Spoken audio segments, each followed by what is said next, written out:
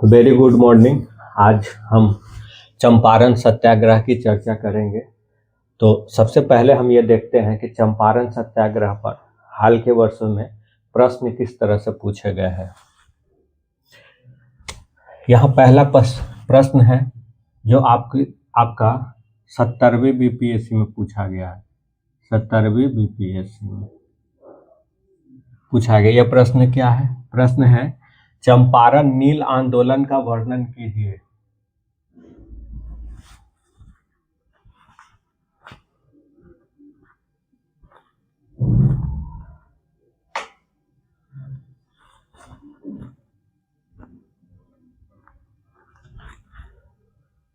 प्रश्न है चंपारण नील आंदोलन का वर्णन कीजिए तथा भारतीय स्वतंत्रता संग्राम पर इसके प्रभावों की व्याख्या कीजिए।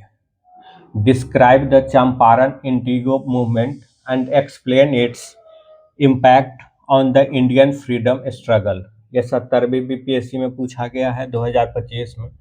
यह है आपका पूछा गया है 69 में। 69वीं बीपीएससी में पूछा गया है। ये क्या है? चंपारण नील आंदोलन का मूल्यांकन कीजिए तथा भारतीय स्वतंत्रता संग्राम पर इसके प्रभावों का वर्णन कीजिए। चंपारण नील आंदोलन का मूल्यांकन कीजिए तथा भारतीय स्वतंत्रता संग्राम पर इसके प्रभावों का वर्णन कीजिए। अब आप देखिए ऊपर के क्वेश्चन और नीचे के क्वेश्चन, जो 70 में पूछा गया है, जो 69 में पूछा गया, उसमें सिर्फ इतना का अंतर है। यहाँ लिखा है वर्णन कीजिए और यहाँ लिखा है मूल्यांकन कीजिए। इतना का अंतर है, बाकी पूरा क्वेश्चन एक समान है, एक समान है। तो ये वर्णन और मूल्यांकन में थोड़ा सा अंतर तो होता है, बहुत हल्का, लेकिन जब हम वर्णन करते हैं तब भी हम मूल्यांकन वाले पक्ष को रखते ही एक बेहतर आंसर के लिए।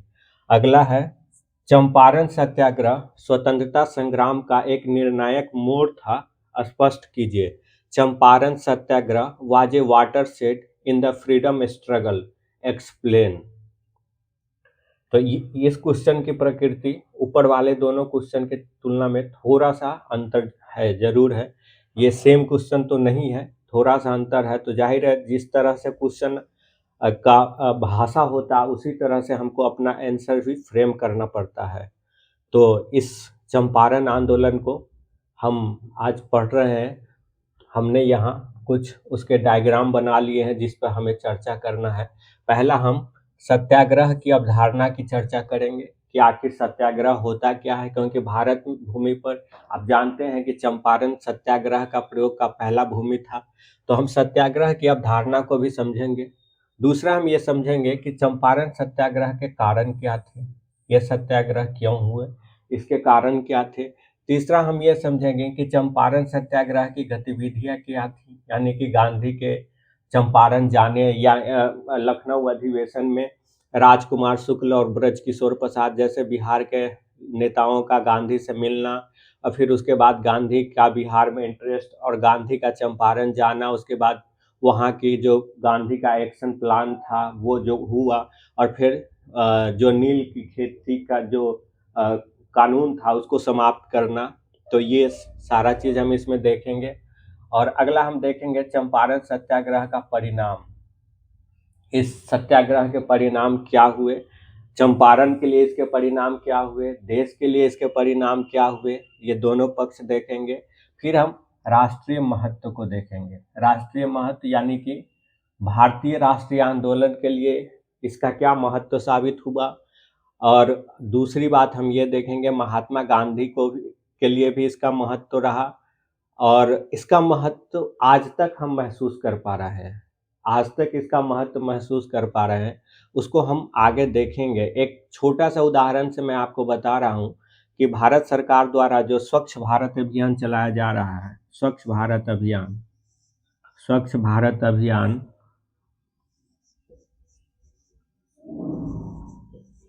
उसके लोगो के रूप में महात्मा गांधी के चश्मा को अपनाया गया है। उसके लोगो के रूप में महात्मा गांधी के चश्मा को अपनाया गया है।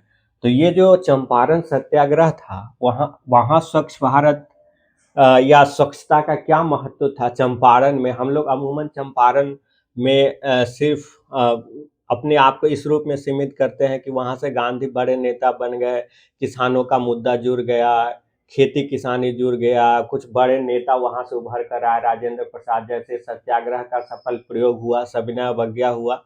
लेकिन जो गांधी का रचनात्मक कार्यक्रम था, जो आगे चलकर असहयोग, सविनय अवज्ञा आंदोलन, और उसके बाद गांधी के पूरे जीवन का एक महत्वपूर्ण पहलू होता है रचनात्मक कार्यक्रम, कंस्ट्रक्टिव वर्क, जो कि 70th बीपीएससी में पूछा भी गया है एक स्पेशल क्वेश्चन। तो हम उसको भी देखेंगे उसके महत्व के संदर्भ में। तो आइए हम एक एक करके इसकी चर्चा करते हैं।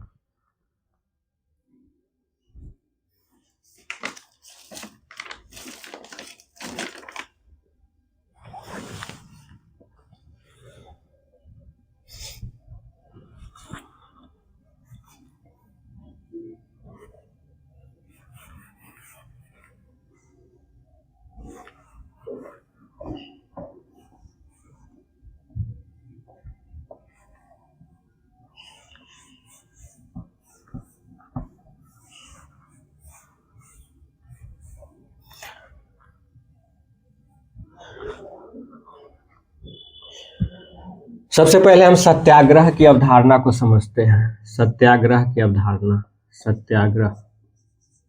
सत्याग्रह की अवधारणा को समझते हैं कि आखिर सत्याग्रह क्या है।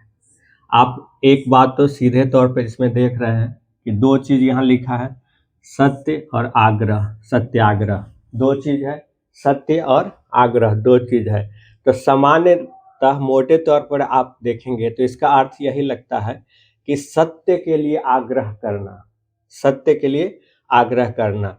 लेकिन सत्याग्रह का शब्द सिर्फ इतना सीमित नहीं है कि सत्य के लिए आग्रह करना, ये उसका हिस्सा है जरूर, लेकिन इसकी व्याख्या कुछ अधिक है। तो हम उसमें आइए देखते हैं। सत्याग्रह को महात्मा गांधी किस रूप में परिभाषित करते हैं? सत्याग्रह जो है वो सत्य और अहिंसा पर आधारित एक विचार है।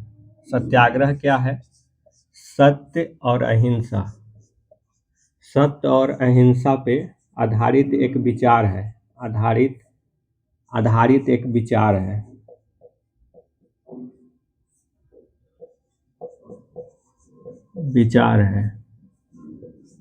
और इस विचार के जो मानने वाले लोग होते हैं वो जिस भी चीज को गलत मानते हैं, उनको लगता है कि ये गलत है, उसका बहुत ही शांति और सत्य तरीके से उसको मानने से इनकार कर देते हैं, उसको मानने से इनकार कर देते हैं। यानी जो चीज इनको लगता है कि इनकी नज़र में गलत है उसको मानने से इनकार कर देते हैं। लेकिन ये चूंकि सत्य और अहिंसा आधारित है, तो यहाँ ये ध्यान रखना है कि ये जो एक्शन ले रहे हैं कि मानने से इनकार करना, उसका एक बड़ा उद्देश्य होता है सत्य की खोज। उसका एक बड़ा उद्देश्य होता है सत्य की खोज, यानी कि जो चीज सत्य है वहां तक पहुंचना, यानी कि जो चीज सत्य है वहां तक पहुंचना। सत्याग्रह का यह सबसे इंपॉर्टेंट पिलर है, सत्य की खोज। एक सत्याग्रही वहां तक पहुंचना चाहता है जो कि सत्य है, इसीलिए जिसको वो असत्य मानता है उसको मानने से वो इनकार कर देता है। लेकिन इस मानने की प्रक्रिया के दौरान, या ये सत्य को जो मानने से असत्य को जो मानने से इनकार कर देता है, या सत्याग्रह का जो कार्यक्रम शुरू करता है, उसमें हिंसा के लिए कोई जगह नहीं होती है। वो हिंसा के लिए कोई जगह नहीं होता। ये हिंसा तीनों रूप में होना चाहिए, अहिंसा, यानी ये अहिंसा जो है तीनों रूप में होना चाहिए, मन से, वचन से और कर्म से। मन, वचन और कर्म तीनों से होना चाहिए। यानी एक सत्याग्रही जिसके खिलाफ आंदोलन करता है, जिसके खिलाफ सत्याग्रह करता है, उस व्यक्ति उस सरकार के प्रति अपने दिल में कोई बैर भाव नहीं रखता है, यानी उसके प्रति उसके दिल में कोई नफरत का भाव नहीं होता है। तो ये हो गया आपका मन से। वचन से वो कुछ किसी ऐसे शब्द का इस्तेमाल नहीं करता है जिससे कि जिसके खिलाफ वो सत्याग्रह कर रहा हो उसको उसके मन को व्यथित कर दे, दुखी कर दे। इस तरह के वचन, इस तरह के शब्दों का इस्तेमाल वो नहीं करता है। कर्म से, हिंसा वो कर्म से भी नहीं करता है, यानी ऐसा कोई एक्शन नहीं लेता है जिससे कि खून खराबा हो। तो इस तरह मन, वचन और कर्म तीनों से ही अहिंसक होने की बात इसमें शामिल है, जो सत्य और अहिंसा। तो और इसमें एक चीज और शामिल है कि आप जिसके खिलाफ सत्याग्रह कर रहे हो उसके प्रति भी आपके दिल में दोस्ताना भाव हो, यानी उसके प्रति इस किसी तरह की कटुता नहीं हो, क्योंकि आपका आखिर उद्देश्य है कि उस सामने वाले व्यक्ति को सत्य का एहसास कराना कि ये सत्य है।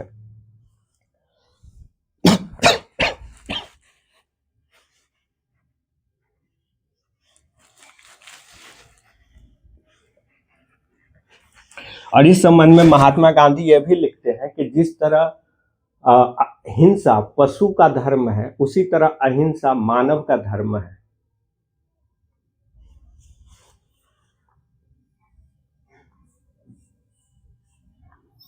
और सत्याग्रह में जब कोई व्यक्ति सत्याग्रह करता है किसी चीज को लेकर, तो उसके अंतर्गत वो किन किन विधियों को अपनाता है, किन किन पद्धतियों को अपनाता है। तो जिन पद्धतियों को वो अपनाता है उसमें आपका आ गया असहयोग, यानी उसके प्रति वो सहयोग, उसके प्रति सहयोगात्मक नहीं रह जाता है। सविनय अवज्ञा,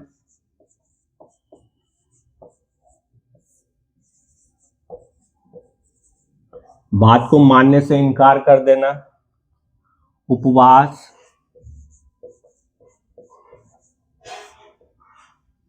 धरना, बहिष्कार,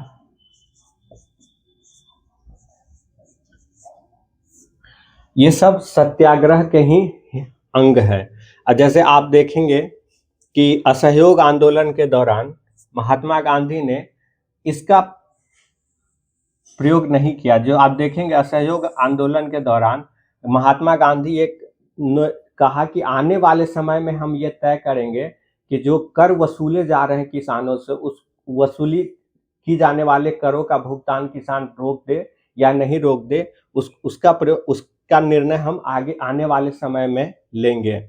इसके अलावा उपवास, धरना, बहिष्कार, ये सब सत्याग्रह के ही अंग है।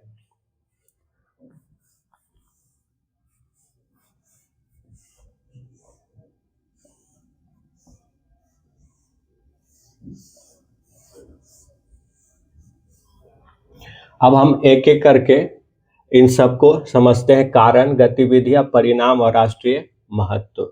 आप चाहें तो इसका स्क्रीनशॉट ले सकते हैं।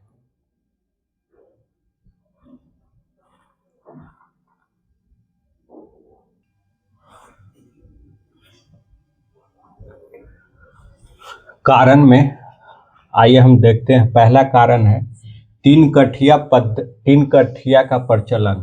तीन कठिया का प्रचलन। तो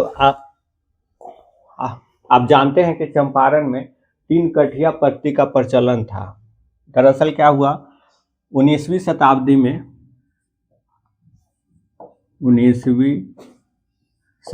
में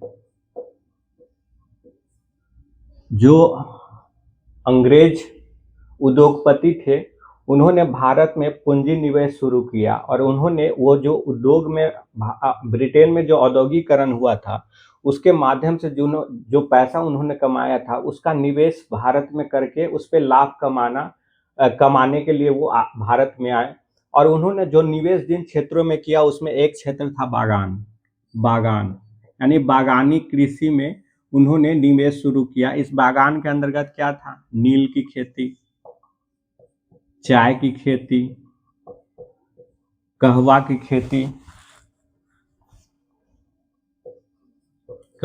खेती, गन्ना की खेती, इस तरह के बागानी या आप कहिए कि नकदी फसलों को उन्होंने बढ़ावा देना शुरू किया अधिक से अधिक मुनाफा कमाने के लिए। और इसके तहत उन्होंने क्या किया कि चंपारण के किसानों के साथ एक अनुबंध किया। 19वीं शताब्दी में ही उन्होंने चंपारण के किसानों के साथ एक अनुबंध किया, एक कॉन्ट्रैक्ट किया। वो कॉन्ट्रैक्ट क्या था, वो कॉन्ट्रैक्ट ये था कि कहा गया कि चंपारण के किसान 5/20 हिस्से पर कम से कम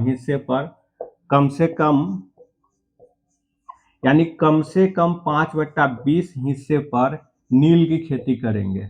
नील की खेती करेंगे, नील की खेती करेंगे।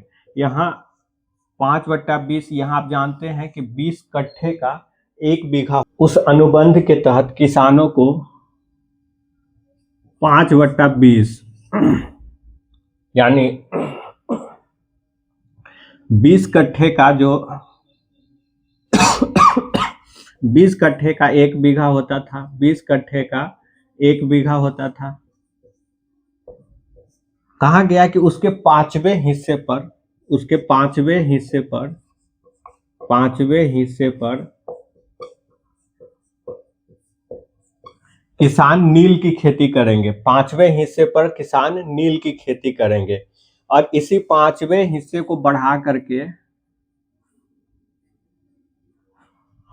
आगे चल के इसको कर दिया गया 3/20, 3/20 यानी 20 कट्ठा के 1/3 हिस्से पर आपको नील की खेती करनी पड़ेगी। 3/20 यहाँ था क्या 5/20 यानी 20 कट्ठा के 5वें हिस्से पर कम से कम आपको नील की खेती करनी पड़ेगी। कम से कम इतने पर, कम से कम इतने पे आपको नील की खेती करनी पड़ेगी 5वें हिस्से पर। बाद में इसी को बढ़ाकर 3/20 कर दिया गया, यानी कि 20 कट्ठा जो है उसके कम से कम 1/3 हिस्से पर आपको नील की खेती करनी ही पड़ेगी। तो चूंकि 1/3 हिस्से पर नील की खेती करनी ही पड़ेगी, इसीलिए इस जो प्रणाली है इसको हम 3 कठिया पद्धति के नाम से जानते हैं। इसको हम 3 कठिया पद्धति, 3 कठिया पद्धति के नाम से जानते हैं। इसको हम 3 कठिया पद्धति के नाम से जानते हैं, क्योंकि ये 1/3 हिस्से पर यानी 20 कट्ठा के 1/3 हिस्से पर यह खेती करनी होती थी, इसीलिए हम इसको 3 कठिया पद्धति के नाम से जानते हैं। अगला है उपज का उचित मूल्य न मिलना। अगला है उपज का उचित मूल्य न मिलना।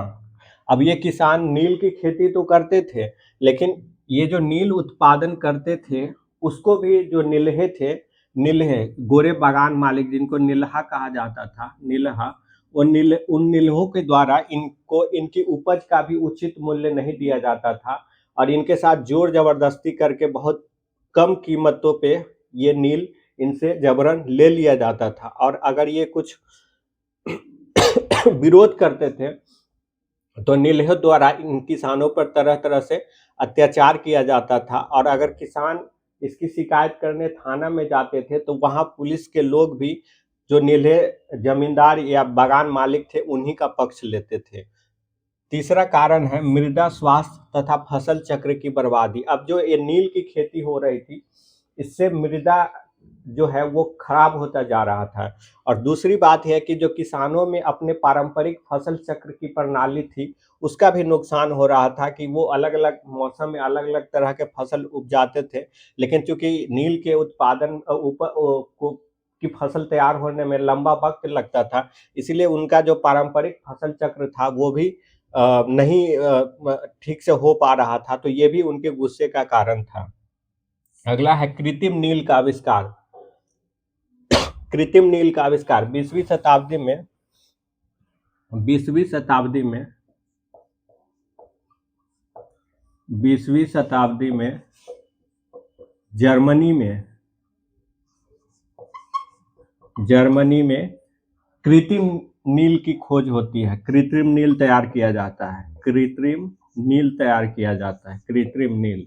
जब ये कृत्रिम नील जर्मनी में तैयार किया जाता है 20वीं शताब्दी के प्रारंभ में, तो अंतर्राष्ट्रीय बाजारों में इसकी मांग काफी बढ़ जाती है और ब्रिटेन में भी इसकी मांग काफी बढ़ जाती है, क्योंकि ये सस्ता भी होता है और पर्याप्त मात्रा में इसकी सप्लाई होती है। तो कृत्रिम नील के आने से इसकी मांग बढ़ जाती है और नतीजा खेत में किसान जो नील का उत्पादन करते थे उसकी मांग कम हो जाती है। तो जब ये मांग कम हो जाती है तो ऐसी स्थिति में जो बागान मालिक थे अंग्रेज, वो भी इस नील की खेती को बंद करना चाहते थे, क्योंकि उनके लिए अब ये लाभ का सौदा नहीं रह गया था। लेकिन और किसान भी चाहते थे, लेकिन जो किसान नील की खेती करने को बंद करना बहुत लंबे समय से चाह रहे थे, तो अब जो बागान मालिक थे वो किसानों के इस स्थिति और जो अंतर्राष्ट्रीय परिस्थिति पैदा हुई थी जर्मनी के नील की वजह से, उसका लाभ लेना चाहते थे और उसका किसानों की इस मजबूरी का लाभ उठा करके उन्होंने क्या किया कि पहले नील के उत्पादन और खेती के दूसरे कार्यों के लिए पानी जो है वो उपलब्ध कराया जाता था, उस पर कोई टैक्स नहीं लगता था। लेकिन जब अब उन्होंने क्या किया, एक नया टैक्स लगा दिया, पैन टैक्स, एक नया टैक्स लगा दिया, पैन टैक्स। जब किसान इसको बंद करना चाहते थे और खुद अंग्रेज बागान मालिक भी चाहते थे कि बंद ही कर दिया जाए क्योंकि अब इसमें कोई बहुत मुनाफा नहीं रह गया, तो इस परिस्थिति का लाभ उठाकर उन्होंने किसानों के ऊपर पैन टैक्स लगा दिया था। अगला है विभिन्न प्रकार के टैक्स। अब एक तो हो गया पैन टैक्स, इसके अलावा वहां के किसानों के ऊपर अंग्रेज बागान मालिकों के द्वारा और ब्रिटिश सरकार के द्वारा भी तरह तरह के टैक्स लगाए गए थे। जैसे हल पर हल टैक्स, हल रखने पर हल टैक्स लगा दिया गया था। इसके अलावा जो शादी में मरवा बनता है उसके ऊपर मरवा टैक्स लगा दिया गया था। पैन टैक्स आपने देख ही लिया है। उसके अलावा आपका होली और रामनवमी का जो त्योहार होता है उस पे भी मनाने पर टैक्स लगा दिया गया था। होली रामनवमी के त्योहार पे भी टैक्स लगा दिया गया था। उसके अलावा एक और टैक्स था जिसको कहते थे बपही पुतही टैक्स।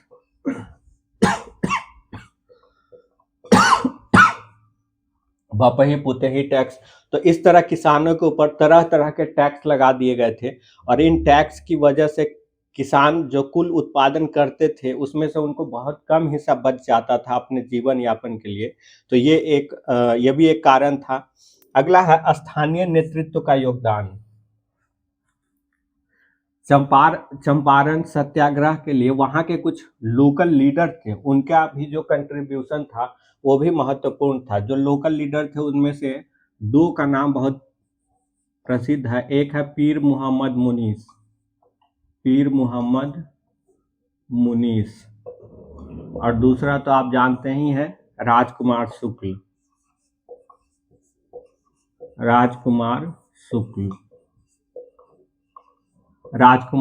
पीर मोहम्मद मुनीस और राजकुमार शुक्ल, इन दोनों का भी बड़ा योगदान था। पीर मोहम्मद मुनीस जो है वो पेशे से शिक्षक थे और ये पत्रकार थे और ये क्या करते थे, कानपुर से गणेश शंकर विद्यार्थी का नाम आपने सुना ही होगा, बड़े पत्रकार थे राष्ट्रीय आंदोलन के दौरान। तो गणेश शंकर विद्यार्थी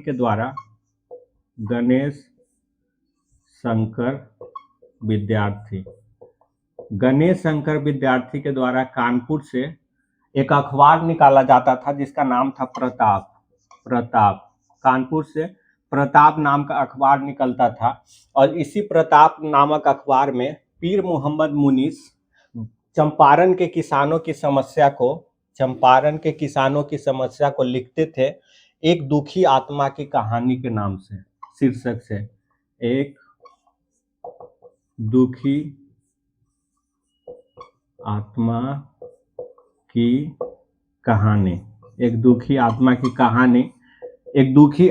कहानी शीर्षक से पीर मोहम्मद मुनीस कानपुर से निकलने वाले प्रताप अखबार में चंपारण के किसानों की दशाओं पर लगातार लिख रहे थे। इससे भी देश भर में के जो नेता थे उनको भारतीय जो चंपारण के किसान थे उनकी समस्याओं के बारे में समझने में सहायता मिला और इससे भी एक चंपारण सत्याग्रह के लिए पृष्ठभूमि तैयार हुई। उसके अलावा राजकुमार शुक्ल जो आप जानते हैं वहाँ के लोकल लीडर और वो खुद भी एक किसान थे और किसानों की समस्याओं के खिलाफ वो लड़ रहे थे। राजकुमार शुक्ल ही थे जो 1916 में कांग्रेस के लखनऊ अधिवेशन में जाते हैं और ब्रजकिशोर प्रसाद के साथ वो महात्मा गांधी के साथ मिलते हैं और महात्मा गांधी को चंपारण आने के लिए आमंत्रित करते हैं। तो चंपारण सत्याग्रह में इन स्थानीय नेतृत्व का योगदान भी महत्वपूर्ण था। उसके अलावा आप देखेंगे एक जो दक्षिण अफ्रीका में गांधी की सफलता, चंपारण सत्याग्रह में और गांधी के चंपारण पहुंचने में दक्षिण अफ्रीका में गांधी ने अपने सत्याग्रह के द्वारा जो सफलता हासिल की थी उसकी बड़ी भूमिका थी। कहा जाता है कि चंपारण के गांव-गांव में गांधी जी को लेकर के एक बहुत ही सकारात्मक माहौल बना हुआ था। लोगों के दिलो दिमाग में एक बात बैठ गई थी कि एक कोई महात्मा है जिससे ब्रिटिश सरकार डरती है और जिसके बात को ब्रिटिश सरकार मानती है। इस तरह के विचार चंपारण के किसानों के भीतर फैली हुई थी। तो जो गांधी की दक्षिण अफ्रीका की सफलता थी, वो भी चंपारण में गांधी के पहुंचने का एक कारण बनता है। तो ये हमने चंपारण सत्याग्रह के कारण को देखा। आप इन कारणों का स्क्रीनशॉट ले सकते हैं।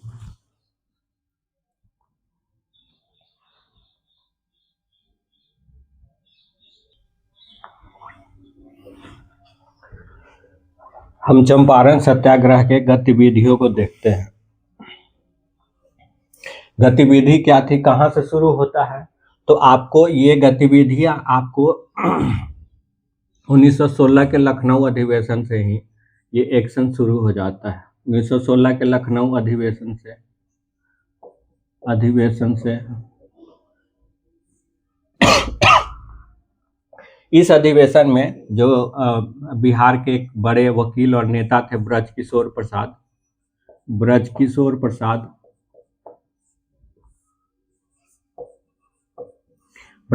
प्रसाद जो लखनऊ अधिवेशन है उसमें चंपारण के किसानों से जुड़ा एक प्रस्ताव भी रखते हैं। हालांकि वो प्रस्ताव पारित नहीं हो पाता, लेकिन यहाँ पे महात्मा गांधी से ब्रजकिशोर प्रसाद और राजकुमार शुक्ल मिलते हैं और उनको कहते हैं कि आप एक बार चंपारण आकर के वहाँ के किसानों की समस्या को देख लीजिए। फिर गांधी का चंपारण जाना होता है। गांधी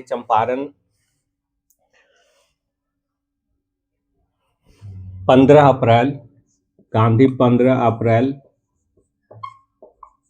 1917 को 15 अप्रैल 1917 को चंपारण पहुंचते हैं। मोतिहारी पहुंचते हैं और जब गांधी 15 अप्रैल 1917 को अपने दो सहयोगी जो बिहार के थे, धरणीधर प्रसाद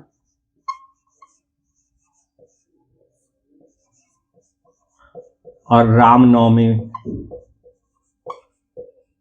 रामनवमी बाबू, इन दोनों के साथ वो चंपारण मोतिहारी पहुंचते हैं। जब वो मोतिहारी पहुंचते हैं चंपारण, तो वहाँ के जिलाधिकारी के द्वारा उनको तुरंत चंपारण छोड़ने का आदेश दिया जाता है, लेकिन वो उस आदेश को मानने से इनकार कर देते हैं। तो यही था गांधी का सविनय अवज्ञा। जो एक बीपीएससी के पीटी में एक प्रश्न जो पूछा गया या पूछा जाता है कि गांधी ने सविनय अवज्ञा का प्रयोग सबसे पहले कहाँ किया था भारत की भूमि पर, तो वो यही सविनय अवज्ञा था। जब चंपारण के वहाँ के जो कलेक्टर थे उसने गांधी को आदेश दिया कि आप तुरंत चंपारण छोड़ दें, क्योंकि यहाँ आपके उपस्थित होने से अराजकता अव्यवस्था फैल सकती है, लेकिन गांधी ने कलेक्टर के इस आदेश को मानने से इनकार कर दिया। तो यही गांधी का पहला सविनय अवज्ञा था।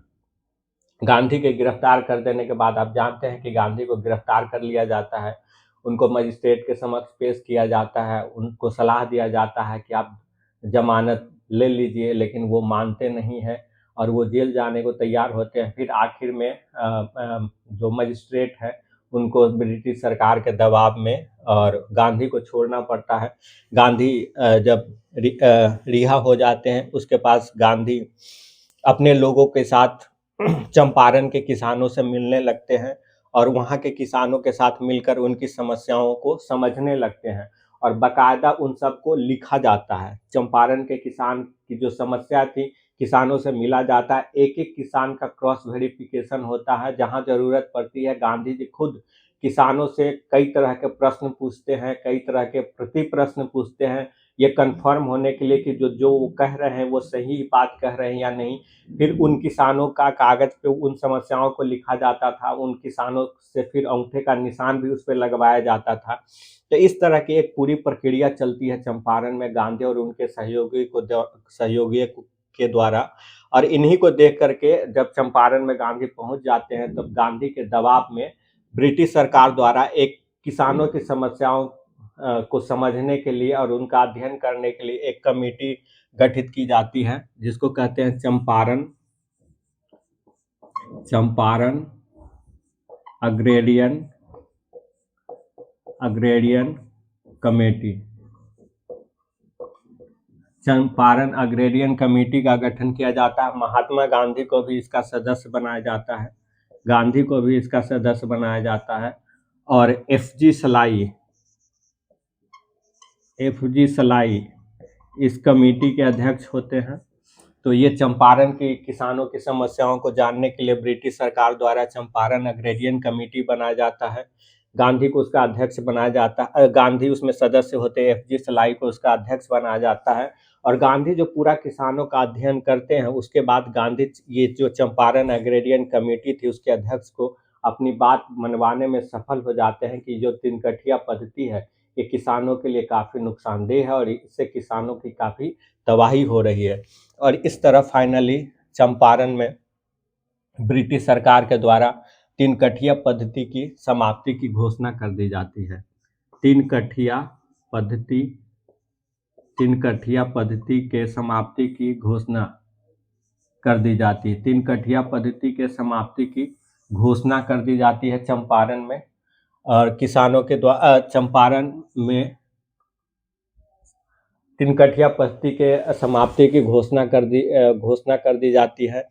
इसके अलावा जो किसानों से कई तरह के अवैध वसूली की गई रही होती है वहाँ के सरकार के द्वारा, बागान मालिकों के द्वारा, तो उसका एक हिस्सा लगभग 25% हिस्सा भी किसानों को वापस मिलता है। 25% हिस्सा भी किसानों को वापस मिलता है। तो ये है चंपारण सत्याग्रह की गतिविधि। अब हम इसके परिणाम को देखते हैं।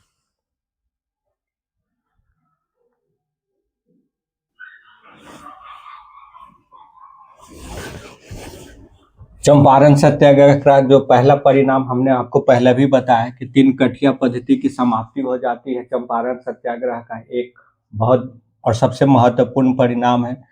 दूसरा है असहनीय करों के बोझ से मुक्ति। हमने आपको पहले भी बताया कि चंपारण के किसानों पर विभिन्न तरह का कर लगाया जाता था। मरवा टैक्स, हल tax, Holi tax, Ramnavami tax, भपही पुतही टैक्स, पैन टैक्स, इस तरह के विभिन्न प्रकार के टैक्स लगाए जाते थे। अब चंपारण के किसानों को ये जो करों का असहनीय बोझ था उससे मुक्ति मिली।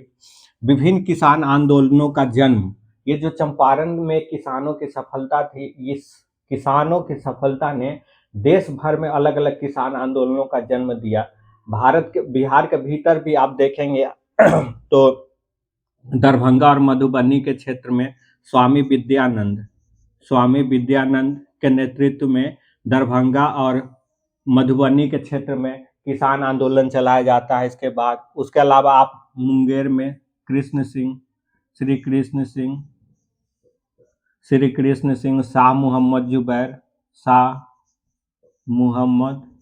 जुबैर, इनके द्वारा भी इनके द्वारा भी किसानों को संगठित किया जाता है और किसान आंदोलन शुरू किया जाता है। उत्तर प्रदेश में आप अवध का किसान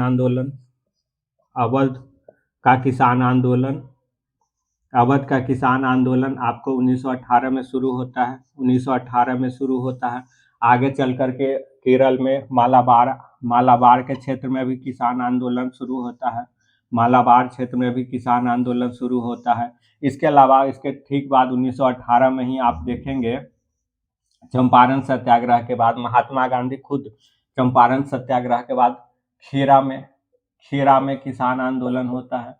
तो इस तरह खेरा का किसान आंदोलन, अवध का किसान आंदोलन, मालाबार का किसान आंदोलन, बिहार के भीतर भी दरभंगा मधुबनी के क्षेत्र में विद्यानंद के नेतृत्व में किसानों का आंदोलन, मुंगेर के इलाके में श्री कृष्ण सिंह और मोहम्मद जुबैर के नेतृत्व में किसानों का संगठन और किसान आंदोलन। तो इस तरह जो चंपारण में किसानों की सफलता थी उसने पूरे भारत के स्तर पर किसानों को आंदोलित किया। अगला है किसानी समस्या का राष्ट्रीयकरण।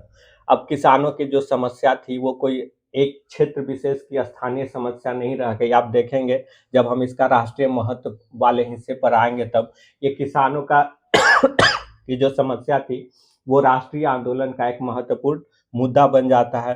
अगला है राष्ट्रीय आंदोलन को गांधी का नेतृत्व। चंपारण सत्याग्रह का ही परिणाम था कि गांधी को देश भर में इतनी इस तरह की सफलता मिली, और चंपारण में उनकी मिली सफलता ने भारत के भीतर उनके नेतृत्व क्षमता को और मजबूत किया, लोगों की विश्वसनीयता को उस पर बढ़ाया, और इस तरह भारतीय राष्ट्रीय 1920 तक आते आते महात्मा गांधी भारतीय राष्ट्रीय आंदोलन के सबसे बड़े नेता के रूप में उभर कर आ जाते हैं।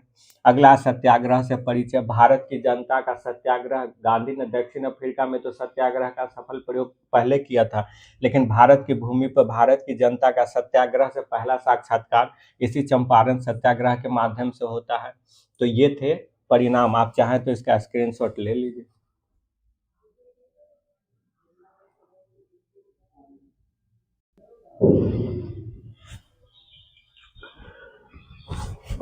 राष्ट्रीय महत्व या स्वतंत्रता संग्राम पर प्रभाव। इस दृष्टिकोण से अब हम कुछ पॉइंट को देखते हैं। पहला है सत्याग्रह रूपी हथियार। हमने शॉर्ट में लिखा है सत्याग्रह रूपी हथियार।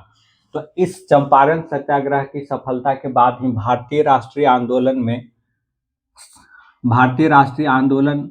की जो लड़ाई थी उसको एक नए साधन की प्राप्ति हुई। भारतीय राष्ट्रीय आंदोलन की जो लड़ाई लड़ी जा रही थी उसको एक नए साधन, लड़ने के एक नए साधन की प्राप्ति हुई। वो क्या था? सत्याग्रह।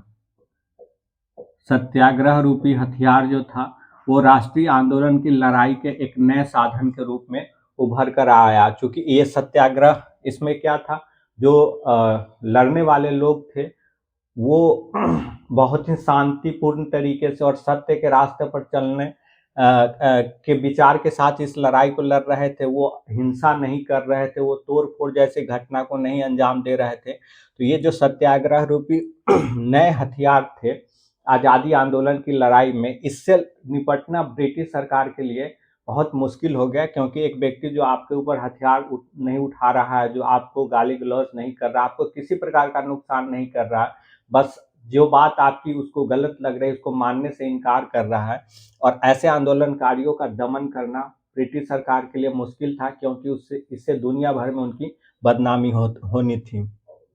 अगला था किसानों की समस्या।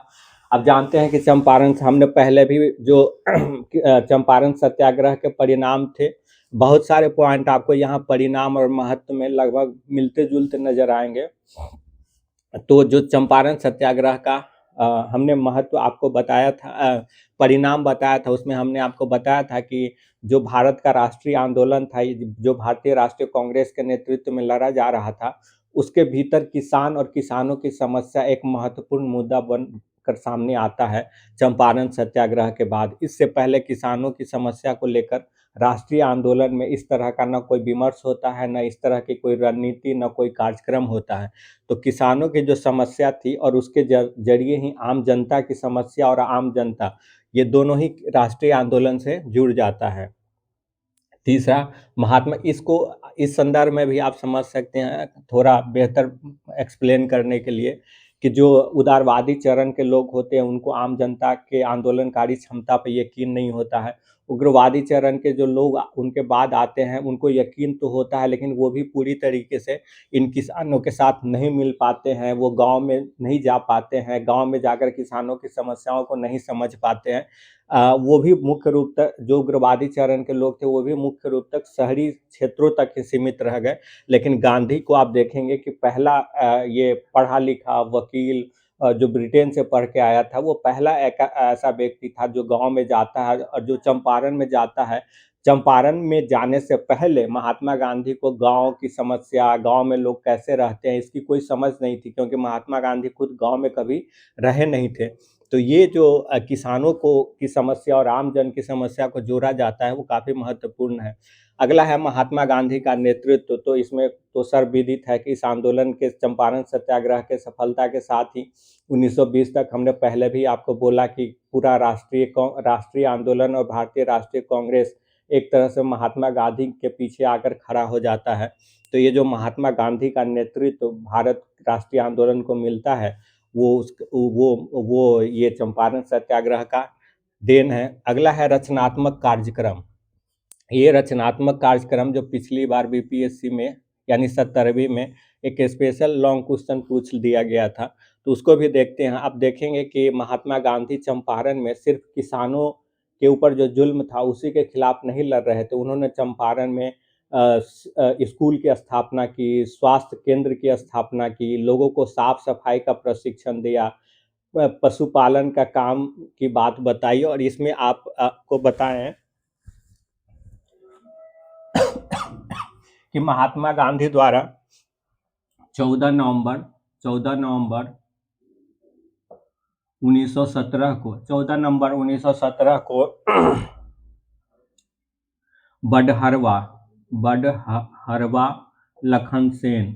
बडहरवा लखन सेन नाम का जो गांव था, बडहरवा लखन सेन नाम का जो गांव था, ये मोतिहारी के भीतर जो ढाका ब्लॉक है उसी के अंतर्गत ये गांव आता है। मोतिहारी जो वर्तमान मोतिहारी जिला है उसके अंतर्गत जो ढाका ब्लॉक है उसी में ये बडहरवा लखन सेन गांव होता है। और इसी गांव में पहली बार 14 नवंबर 1917 को महात्मा गांधी के नेतृत्व में एक विद्यालय की स्थापना की जाती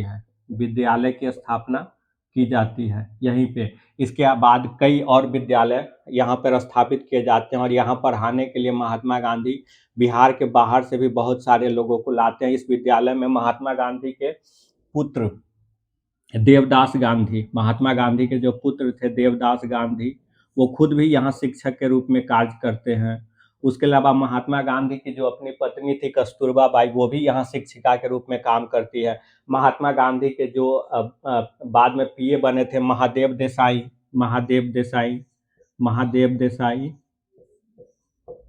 ये सभी लोग यहाँ पे विद्यालय में पढ़ाने का काम करते हैं। और इनमें से तो कई लोग जो पढ़ाते हैं उनको वहाँ बाकायदा वेतन भी दिया जाता है महात्मा गांधी की तरफ से, जो कि आम लोगों के द्वारा चंदा के रूप में एकत्रित किया जाता है। इसके अलावा स्वास्थ्य को लेकर के भी बहुत ध्यान दिया जाता है। लोगों को स्वास्थ्य को लेकर के वहाँ पे उस समय बताया जाता है कि आयोडीन की कमी से होने वाले घेघा रोग की बहुत वहाँ प्रचलन था। बहुत सारे लोग उस बीमारी से ग्रसित थे और भी तरह तरह की समस्याएं थी, तो उसको लेकर के भी महात्मा गांधी के द्वारा वहाँ जागरूकता अभियान चलाया गया, स्वास्थ्य केंद्र चलाया गया। और इसके स्वास्थ्य के लिए डॉक्टर देव नामक एक व्यक्ति थे, उन्हीं को इसका नेतृत्व सौंपा गया था, स्वास्थ्य अभियान जो चलाया गया था। उसके अलावा साफ सफाई की बात भी, जो गांधी के कार्यकर्ता थे, गांधी लोगों को प्रशिक्षण करके तैयार किया था। वो गांव में जाते थे, सड़क को साफ करना, फिर जो नाला है उसमें डीडीटी का छिड़काव करना, इस तरह की बात वहाँ के लोगों को बताया गया था। तो आप देखेंगे कि गांधी, इसके अलावा छुआछूत के खिलाफ भी लोगों को जागरूक किया गया था। तो ये जो रचनात्मक कार्यक्रम था ये जरूर आप लिखेंगे, स्वास्थ्य केंद्र और विद्यालय की स्थापना की जाती है। ये एक महत्वपूर्ण पक्ष था, क्योंकि आगे चलकर असहयोग आंदोलन, सविनय अवज्ञा आंदोलन और गांधी के पूरे जीवन में इस रचनात्मक कार्यक्रम की बहुत ही महत्वपूर्ण भूमिका रहती है। उसके अलावा अगला जो महत्व है वो है नए नेतृत्व का जन्म। आप नए नेतृत्व, महात्मा गांधी जो चंपारण में सत्याग्रह करते हैं वहाँ पे कुछ नए नेतृत्व भी जन्म सामने आता है, जैसे डॉक्टर राजेंद्र प्रसाद, जेबी कृपलानी, नरहरि पारिख, महादेव देसाई, इस तरह के मजहरुल हक, ब्रजकिशोर प्रसाद, इस तरह के जो भी लोग होते हैं ये सब आगे चलकर पूरे राष्ट्रीय आंदोलन के दौरान महात्मा गांधी के एक मजबूत सहयोगी के रूप में कार्य करते हैं। और बिहार से बाहर, भारत के दूसरे हिस्सों में भी जा कर के ये लोग कार्य करते हैं। इसके अलावा भारतीय राष्ट्रीय कांग्रेस के भीतर इन सब की महत्वपूर्ण भूमिका होती है। सब कांग्रेस के डॉक्टर राजेंद्र प्रसाद कांग्रेस के अध्यक्ष बनते हैं, जेबी कृपलानी कांग्रेस के अध्यक्ष बनते हैं, महादेव देसाई महात्मा गांधी के पीए के रूप में लंबे समय तक कार्य करते हैं। तो एक चंपारण से एक नए नेतृत्व का भी जन्म होता है। जेल के भय की समाप्ति, महात्मा गांधी ने अपनी आत्मकथा में लिखा है कि भारत के लोगों को जो सबसे अधिक डर लगता था वो जेल जाने का, और गांधी ने खुद जेल जाना तय किया। जब कलेक्टर ने उनको कहा कि आप जिला छोड़ दीजिए तो उन्होंने छोड़ने से इनकार कर दिया और उन्होंने जमानत लेने से भी इनकार कर दिया। उन्होंने ये तय कर लिया था कि ब्रिटिश सरकार अगर उन्हें जेल भेजना चाहती है तो जेल भेज दे। दरअसल गांधी ने जेल जाने का निर्णय ही इसीलिए लिया था ताकि यहाँ के लोगों में जेल के प्रति जो भय है, उस भय को समाप्त किया जाए। अगला है कांग्रेस की लोकप्रियता। महात्मा गांधी अपनी आत्मकथा में, उस समय कांग्रेस को बिहार में कोई जानता नहीं है, कांग्रेस नाम की कोई संस्था है, इसकी कोई चर्चा तक बिहार में नहीं थी। महात्मा गांधी अपनी आत्मकथा में भी लिखते हैं कि बिहार में कांग्रेस का मतलब था बम गोला, यानी कुछ भी नहीं। ठीक है, एक बिहार में स्थानीय वर्ड इस्तेमाल होता है बम गोला, तो वो इसका मतलब होता है कुछ भी नहीं। तो वहाँ कांग्रेस का कोई मतलब नहीं था, लेकिन गांधी के जाने की वजह से वहाँ कांग्रेस भी धीरे धीरे फैली, कांग्रेस की लोकप्रियता हुई, भारतीय राष्ट्रीय कांग्रेस का आधार चौड़ा हुआ। तो ये था मध्य वर्ग को गांव किसान से जोड़ना, सबसे ये महत्वपूर्ण चीज है, मध्य वर्ग को गांव किसान से जोड़ना। तो उस जमाने में डॉक्टर राजेंद्र प्रसाद या मजहरूल हक या सरदार वल्लभ भाई पटेल भी आगे चल के चंपारण के बाद वाले हिस्सों में, लेकिन चंपारण में आप देखेंगे डॉक्टर राजेंद्र प्रसाद उस वक्त बिहार के में पटना हाई कोर्ट के सबसे बड़े और प्रतिष्ठित वकील माने जाते थे और बहुत संपन्न व्यक्ति थे। तो जो इस तरह के बहुत ही मध्यवर्गीय लोग थे जिन्होंने उच्च स्तर की शिक्षा प्राप्त की थी, जो शहरों में रहते थे और जो गांव में नहीं जाते थे, इस तरह के मध्यवर्गीय लोगों को महात्मा गांधी ने चंपारण सत्याग्रह के माध्यम से गांव और किसानों से जोड़ा, उनको गांव किसानों की समस्याओं से अवगत कराया। तो एक महत्वपूर्ण पक्ष था। महिलाओं की भूमिका भी देखेंगे, महात्मा गांधी जब वहाँ कस्तूरबा जाती है पढ़ाने के लिए, उसके अलावा कस्तूरबा जो वहाँ महिलाओं को प्रशिक्षित करती है, जो प्रसव के दौरान या प्रसव के दौरान जो भी आवश्यक सहायता होता है वो कैसे उपलब्ध कराई जाए, इस सब में महिलाओं का प्रशिक्षण दिया जाता है। स्वास्थ्य के मामले में भी महिलाओं को प्रशिक्षित किया जाता है। तो इस तरह से हम देखते हैं कि राष्ट्रीय आंदोलन में या स्वतंत्रता संग्राम में चंपारण सत्याग्रह का जो राष्ट्रीय महत्व है, या जो है, या भारत के राष्ट्रीय आंदोलन में को चंपारण सत्याग्रह ने कैसे प्रभावित किया, कैसे निर्णायक मोड़ दिया, तो इन बिंदुओं से हमें समझ में आता है।